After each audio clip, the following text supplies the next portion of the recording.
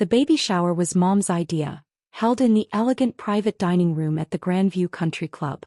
30 of our closest family and friends had gathered to celebrate my pregnancy with an afternoon of games, gifts, and what was supposed to be joyful anticipation for my first child. Instead, it had become an uncomfortable exhibition of my sister Victoria's opinions about my life choices. "Another mimosa, ladies?" the server asked, making her rounds with the champagne tray. "Yes, please," Victoria said, already on her third glass. "We're celebrating after all." Her tone suggested she wasn't entirely sure what we were celebrating. I declined the alcohol, obviously, and sipped my sparkling cider while watching Victoria hold court with our aunts and cousins. At 35, Victoria had perfected the art of making her disapproval sound like concern. "Sarah looks radiant, doesn't she?" Aunt Linda said, smiling at me from across the table. "Pregnancy suits her beautifully."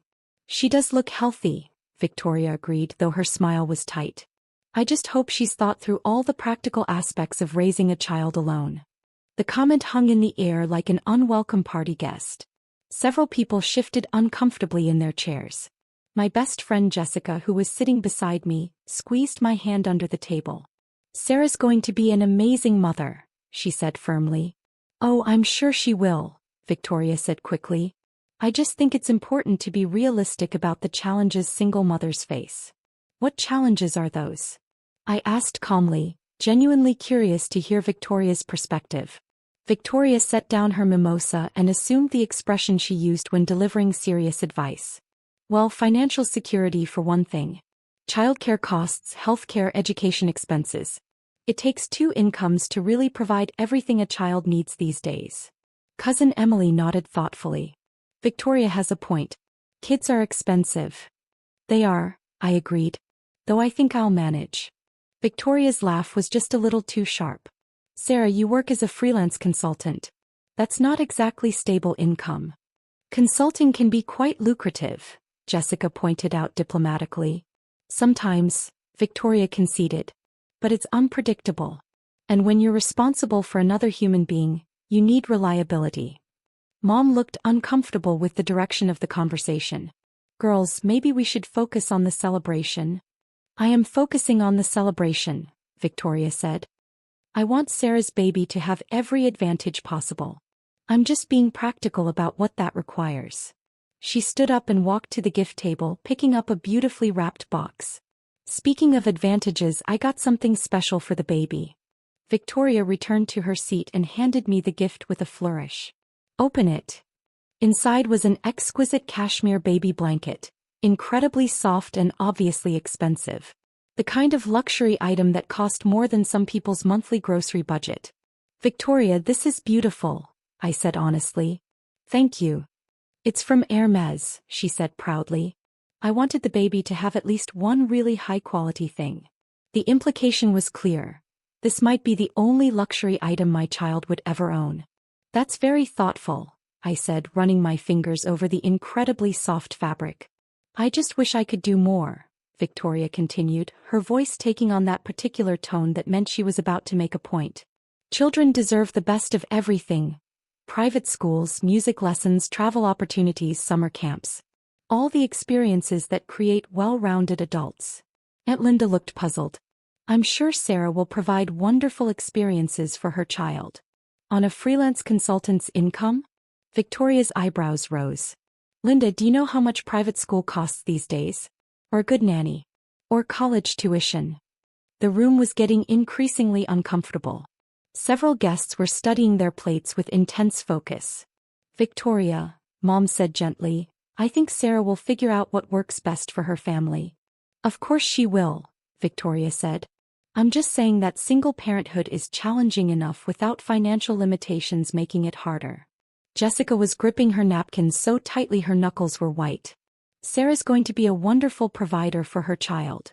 I'm sure she'll do her best," Victoria said with that patronizing smile. "It's just that doing your best and providing luxury are two different things." She gestured around the elegant dining room with its crystal chandeliers and professionally arranged floral centerpieces. "Single moms can't provide luxury," she announced to the entire table, her voice carrying across the room. "That baby will struggle." The silence that followed was deafening. 30 people stared at Victoria in various degrees of shock and embarrassment. I took a sip of my sparkling cider and reached for my phone. You know what, Victoria? You're absolutely right. I opened my phone and showed the trust fund balance to the guest sitting nearest to me. You're right, $50 million isn't much. Her cake fork dropped when she saw the numbers on my screen.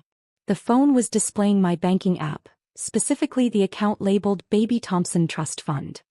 The balance showed $50,347,293.18. Victoria stared at the screen like she was trying to solve a complex mathematical equation. What is that? That's the trust fund I established for the baby, I said calmly. $50 million professionally managed with distributions starting at age 18 and full access at 30. The silence in the room was absolute.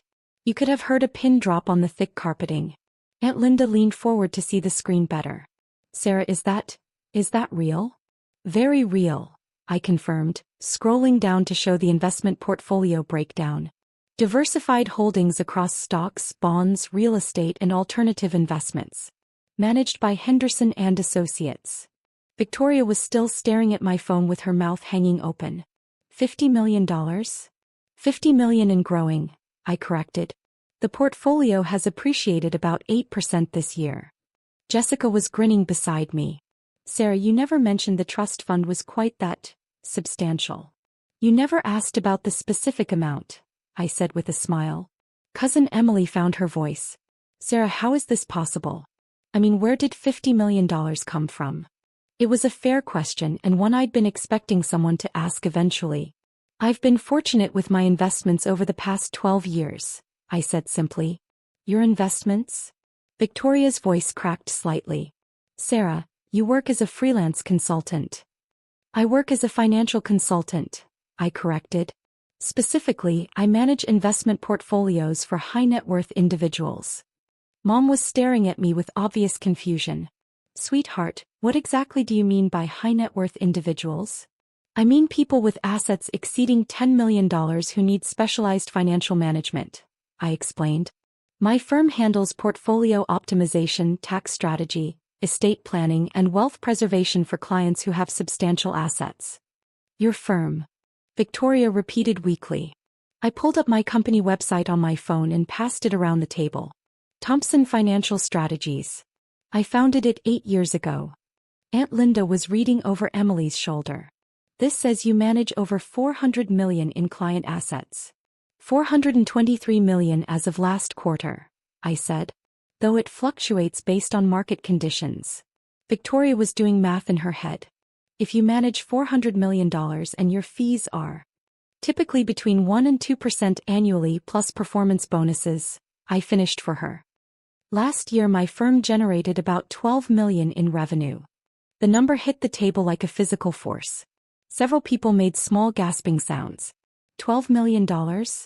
Mom whispered. In revenue, yes. My personal income was about $7 million after business expenses and employee salaries. Victoria looked like she might faint. $7 million? Per year. Last year was particularly good, I said modestly. The market performed well and I had several new client acquisitions. Jessica was reading more of my website. Sarah, this says you have a team of 12 financial advisors working for you. 14 now, I corrected. We hired 2 new portfolio analysts last month. Aunt Linda was still processing the numbers. Sarah, if you made $7 million last year, why do you live in that modest apartment downtown? It was a reasonable question.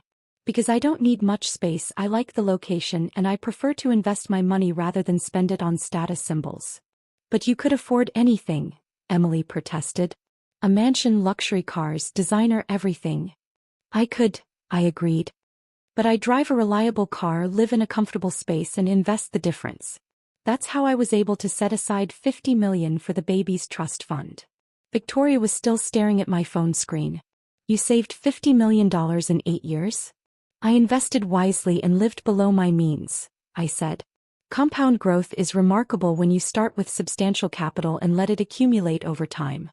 What kind of returns are we talking about? Cousin Robert asked. He worked in banking and understood investment terminology. My personal portfolio has averaged about 18% annually over the past 8 years, I said. Some years better, some years worse, but consistently strong performance. Robert whistled softly. 18% consistently? That's exceptional. I have access to investment opportunities that aren't available to most retail investors, I explained. Private equity, hedge funds, direct real estate investments, international markets. Mom leaned forward. Sweetheart, why didn't you ever tell us you were so successful? It was the question I'd been dreading and expecting in equal measure. Because every time I tried to talk about my work, someone would change the subject or make comments about how I should get a real job with benefits, I said gently. Victoria winced at that. She'd made the real job comment multiple times over the years. Plus, I continued, I wanted to see if people valued me for who I am, not what I have. But we're your family, Mom protested. We love you regardless of your financial situation. Do you? I asked. Because Victoria just spent 20 minutes explaining how my baby will struggle because single mothers can't provide luxury. The truth of that statement hung in the air uncomfortably. Victoria looked stricken. Sarah, I had no idea. I thought you were. You thought I was what? A struggling single mother who needed advice about financial responsibility. Victoria nodded miserably. I was trying to help. You were trying to help someone who didn't exist, I said. The version of me you had in your head. Jessica was still reading my website. Sarah, this testimonial is from the Morrison family. They say you helped them optimize their estate planning and save them millions in taxes. The Morrisons have been clients for 5 years, I confirmed. Lovely people. Very committed to philanthropy. And this one is from the Blackstone Foundation, Emily added. They say you managed their endowment growth from 20 million to 45 million over 3 years. Nonprofit financial management is particularly rewarding, I said. Helping foundations maximize their impact through strategic investing. Victoria was reading over Emily's shoulder.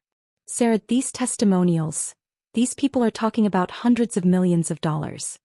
My clients trust me with their life savings, their children's inheritance, their charitable legacies, I said. It's a significant responsibility. How did you get started in this kind of work? Robert asked.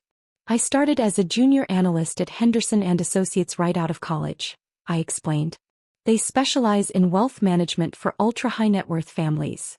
I worked there for 4 years, learned the business, and then started my own firm to serve clients who needed more personalized attention. And clients just trusted you with their money? Mom asked. It took time to build a reputation, I said. My first clients were referrals from former colleagues. Success stories led to more referrals. Now I have a waiting list. Victoria was still processing everything. Sarah, when you said you were doing consulting work. I was doing consulting work. Financial consulting for wealthy families. But you made it sound like you were barely getting by. I never said I was barely getting by. You assumed I was barely getting by. The distinction was important and clearly hit home with several people at the table. I remember, Aunt Linda said slowly, when you mentioned you were traveling for work and Victoria said something about hoping you could afford the hotel costs. Victoria's face reddened. I was trying to be supportive. You were trying to be supportive of someone you decided was struggling financially, I corrected. Without ever asking about my actual financial situation. Because you never talked about money. Victoria protested. Because every time I mentioned a successful client meeting or a good quarter, someone would change the subject or make jokes about me getting too big for my britches. The criticism was gentle but pointed. Mom looked thoughtful. Sarah, when you said you were looking forward to starting a family, and Victoria suggested you should wait until you were more financially stable, I was already worth about $30 million, I said quietly. Victoria made a choking sound. 30 million? When was this? 2 years ago. When you suggested I should focus on building my career before thinking about children. I thought I was giving good advice. You were giving advice to someone who didn't need it about a situation that didn't exist. The server appeared to refill water glasses, providing a brief respite from the intensity of the conversation. Sarah, Jessica said, I have to ask, why didn't you ever correct us when we made assumptions about your finances? Because I wanted to see if you could love and respect me without knowing about my wealth, I said honestly. The admission seemed to surprise everyone, including me. What do you mean? Mom asked gently. I mean, I wanted to know if my family valued me as a person, or if they only valued achievements and financial success. Victoria looked stricken. Sarah, of course we value you as a person. Do you? Because until this afternoon, you seemed to think I was a financial disaster who needed constant advice about money management. That's because we didn't know. Victoria protested.